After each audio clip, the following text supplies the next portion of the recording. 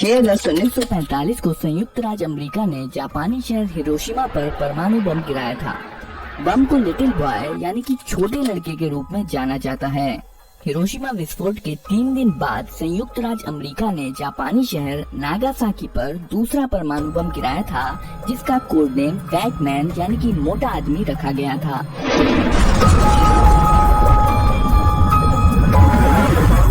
Hiroshima बम little boy में 15 kiloton विस्फोट करने के लिए 64 किलोग्राम समृद्ध यूरेनियम का इस्तेमाल किया गया था। इसकी तुलना अगर नागासाकी बम फैटमैन से करें तो फैटमैन में 21 किलोटन का विस्फोट पैदा करने के लिए केवल 6.4 किलोग्राम प्लूटोनियम का इस्तेमाल किया गया था, जिसका मतलब है फैटमैन लिटिल बॉय की तुलना में ज्यादा एफिशिएंट है। फैटमैन का निर्माण वैज्ञानिकों और इंजीनियरों ने मैनहट्टन प्रोजेक्ट के दौरान लॉस एलमोस प्रयोगशाला में किया था। मैनहट्टन प्रोजेक्ट के दौरान Robert Oppenheimer loss Alamos laboratory का निर्देशक था। उसे अक्सर परमाणु बम के पिता के रूप में जाना जाता है। बम की लंबाई 128 इंच की थी और इसका डायमीटर 60 इंच का था और इसका वजन लगभग 4.5 टन का था। इसके साइज का अंदाजा लगाने के लिए यहाँ पर एक आदमी को खड़ा किया गया है। आइए अब हम फैटमैन के अंदर के हिस्सों को करीब से देखते हैं। फैटमैन एक प्लूटोनियम स्फीयर द्वारा संचालित था, जो कि एक सॉकर बॉल के आकार जैसा होता है।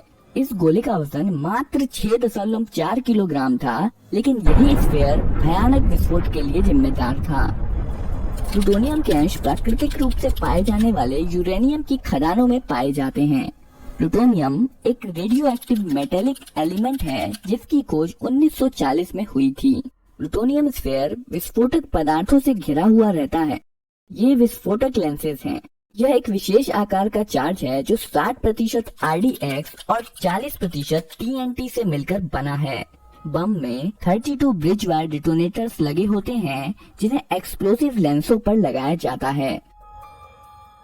बम के एक तरफ 24 वोल्ट की बैटरी लगी होती है, जो फ्यूजिंग सिस्टम से जुड़ी होती है। 9 अगस्त 1945 सुबह के समय बोइंग B-29 सबर फोर्ट्रेस ने फैटमैन के साथ टिनयान से टेक ऑफ किया। असल में पहले बॉम्ब गिराने का टारगेट जापान का कोकुरा शहर था, पर जब 7 घंटे उड़ान भरने के बाद जहाज टारगेट शहर के ऊपर आया, तब घने बादल और धुएं के कारण बॉम्बर्स कोकुरा शहर पर बम नहीं गिरा पाए और इसलिए उन्होंने अपना टारगेट बदलकर नागासाकी कर लिया। नागासाकी एक बंदरगाह शहर था, जो वर्तमान शहर से लगभग 170 किलोमीटर की दूरी पर स्थित था। यह 2,63,000 लोगों की आबादी वाला एक बड़ा शहर था। लगभग 17,000 फीट की ऊंचाई से फैटमैन को नागासाकी पर गिरा दिया गया। 47 सेकंड बाद फैटमैन लगभग 1600 फीट की ऊंचाई पर पहुंच गया। बम पर लगे हुए RG एंटीना द्वारा सिग्नल छोड़े गए, जिससे विस्फोट की सही ऊंचाई का पता लगाया गया। रडार एल्टीमीटर का उपयोग करके अंतिम रूप से सही ऊंचाई कंफर्म की गई। एल्टीमीटर से ऊंचाई का पता लगते ही 32 विस्फोटक ब्रिज वायर डिटोनेटर्स एक साथ बिजली की चिंगारी छोड़ते हैं, जिसके कारण सभी विस्फोटक एक साथ फट जाते हैं। विस्फोट के कारण मेटल कवर की मोटी परत अंदर की तरफ शॉक वेव पैदा करने में मदद करती हैं। मीडियम डेंसिटी वाला एल्युमिनियम पुशर इस शॉक वेव को अपने द्वारा अंदर की तरफ ट्रांसफर कर देता है। इसके बाद शॉक वेव एक बोरॉन से बने प्लास्टिक सेल से गुजरती है और अंदर के कंपोनेंट्स को कंप्रेस करती है। इसके बाद shock wave natural uranium tamper से पास होकर प्लूटोनियम स्फीयर को कंप्रेस करती है। प्लूटोनियम स्फीयर के बीच में 2 एलिमेंट्स पोलोनियम और बेरिलियम कंप्रेस हो जाते हैं और इस कंप्रेशन के कारण दोनों एलिमेंट्स आपस में मिल जाते हैं, जिसके कारण न्यूट्रॉन का एक विस्फोट हो जाता है। इसके लगभग 10 मिलीसेकंड बाद न्यूक्लियर चेन रिएक्शन शुरू हो जाता है। चेन रिएक्शन में न्यूट्रॉन प्लूटोनियम के एक एटम से टकराता है और प्लूटोनियम का एक एटम 2 में विभाजित हो जाता है। इस प्रक्रिया में 2 न्यूट्रॉन निकलते हैं और साथ ही साथ एनर्जी भी रिलीज होती है।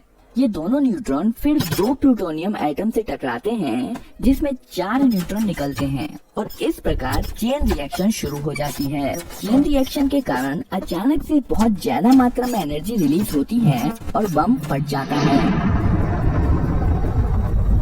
बम को अगर जमीन पर फोड़ा जाता तो इसकी काफी एनर्जी धरती में चली जाती और इसका असर अपेक्षाकृत छोटे इलाके तक सीमित रह जाता। इसलिए फैटमैन को जमीन से लगभग 1600 फीट ऊपर हवा में फोड़ा गया ताकि ज्यादा से ज्यादा इलाके को तबाह किया जा सके।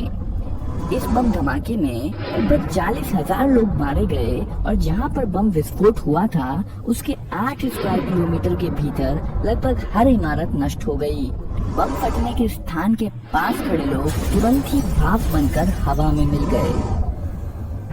क्षति मुख्यतः 3 कारणों से हुई। पहला विस्फोट, दूसरा आग और तीसरा रेडिएशन। परमाणु बम से होने वाला विस्फोट एक्सरे द्वारा गर्म की हुई हवा के कारण हुआ, जिसे फायरबॉल कहा जाता है। फायरबॉल एक बेहद गर्म और अत्यधिक चमकदार विशाल हवा और गैस का गोला था जिसने शुरुआत में ध्वनि की गति से भी ज्यादा स्पीड से सभी दिशाओं में शॉक वेव पैदा कर दी थी। इस आग के तूफान ने लगभग 3.2 किलोमीटर के रेडियस को प्रभावित किया था। इस विस्फोट के परिणाम स्वरूप 3 तरह के रेडिएशन निकले थे, अल्फा, बीटा और गामा।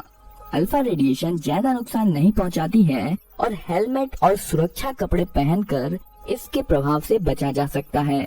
बीटा पार्टिकल इससे ज्यादा खतरनाक होते हैं और त्वचा को छेद कर नुकसान जैसे कि त्वचा में जलन पहुंचाने में सक्षम होते हैं। पर सबसे ज्यादा खतरनाक जो रेडिएशन होता है वो है गामा रेडिएशन, क्योंकि इसकी भेदने की क्षमता काफी ज्यादा होती है और यह मानव शरीर को पूरी तरह से भेद सकती है, जिसके कारण लंबे समय तक रहने वाले रोग हो सकते हैं जैसे कि कैंसर और हृदय रोग। बस इतना ही नहीं, गामा रेडिएशन जीन में बदलाव करके वंशाणु का दोष भी पैदा कर सकता है।